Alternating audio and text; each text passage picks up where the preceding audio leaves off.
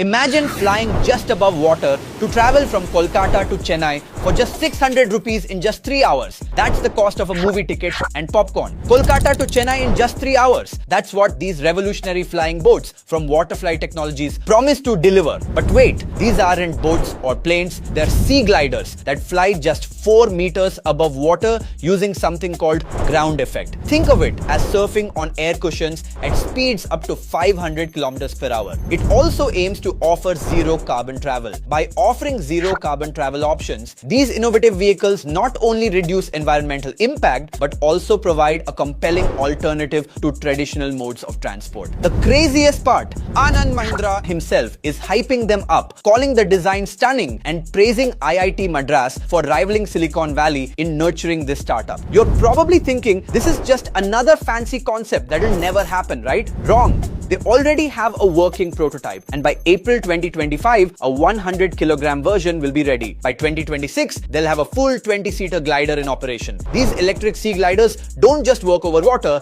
they can fly over ice deserts, basically any flat surface without obstacles. Military, interested. Cargo companies, interested. Regular travelers, very interested. The real game changer comes by 2029 when they plan to open intercontinental routes. Imagine flying from Dubai to Los Angeles in one of these at just 600 rupees per seat for a journey that would cost thousands by plane. These sea gliders could completely transform how we think about coastal travel. Is this the future of transportation we've been waiting for? Could these Indian-made sea gliders be the next revolution in how we travel?